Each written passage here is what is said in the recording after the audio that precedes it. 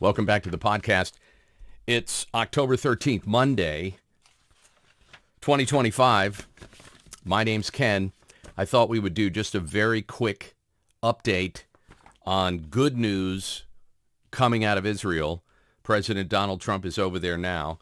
It's a few minutes after 8 o'clock Eastern Time, and I'm just northeast of Philadelphia for people watching from different locations. I'm about an hour northwest of Philly, the city of brotherly love.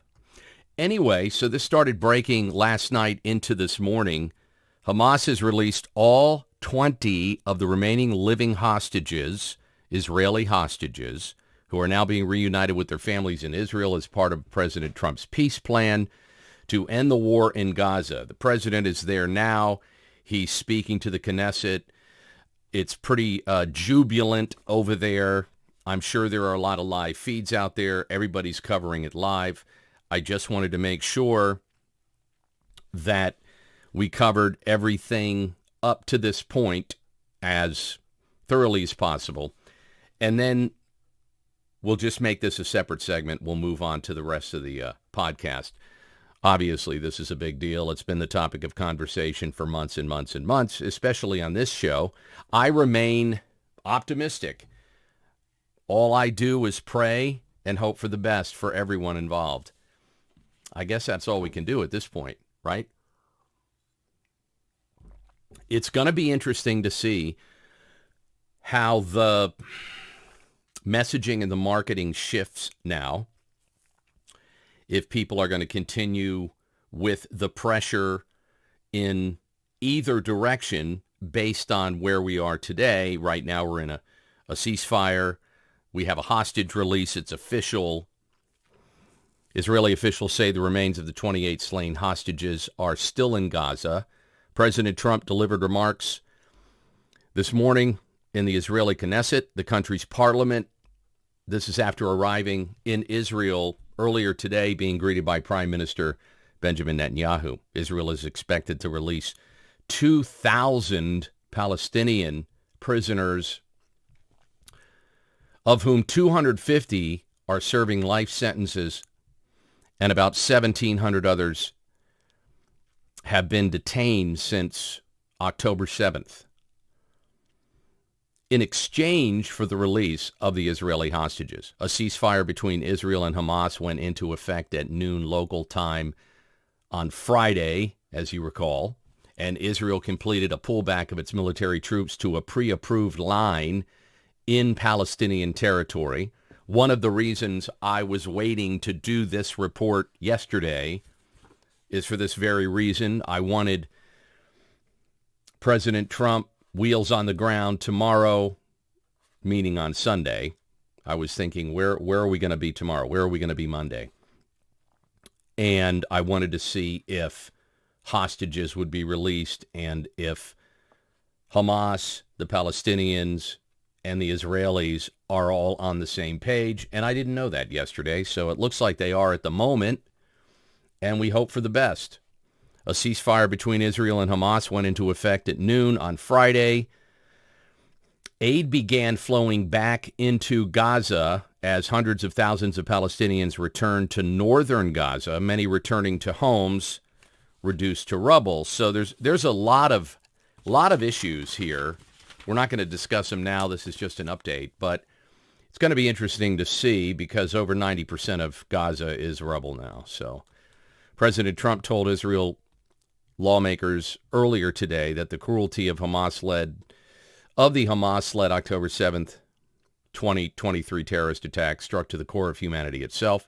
To all the families whose lives who were forever changed by those atrocities of that day, and to all the people of Israel, please know that America joins you in those two everlasting vows. Never forget and never again, said President Trump.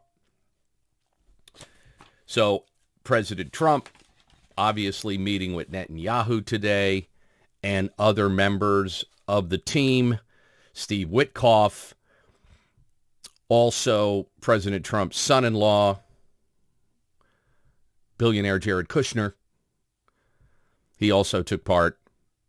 And then a senior Hamas official Khalil al-Hayya.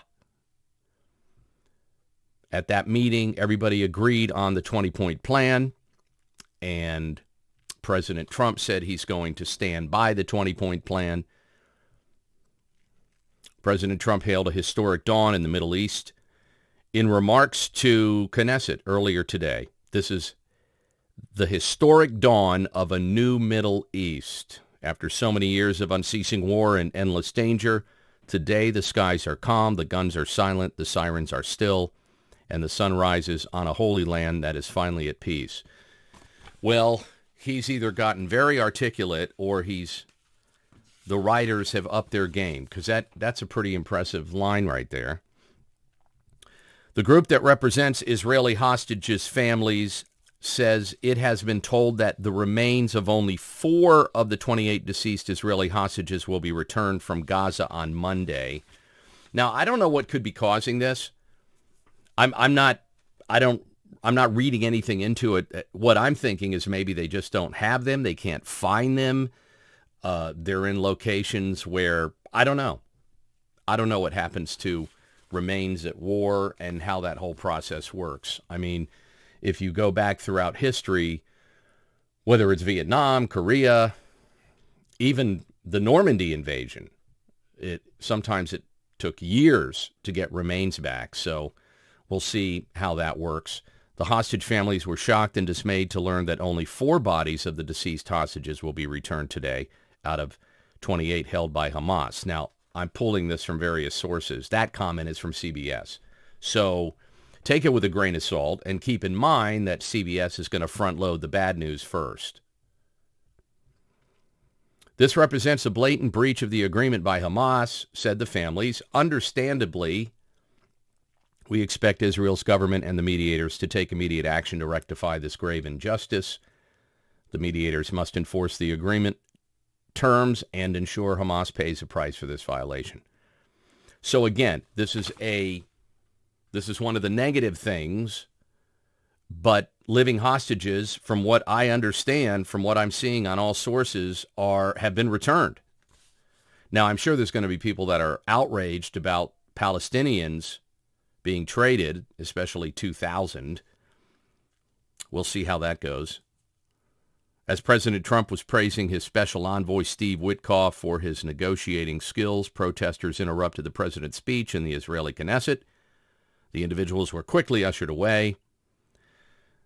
President Trump said, "That was very efficient." That sounds like President Trump. It's not clear what they were protesting.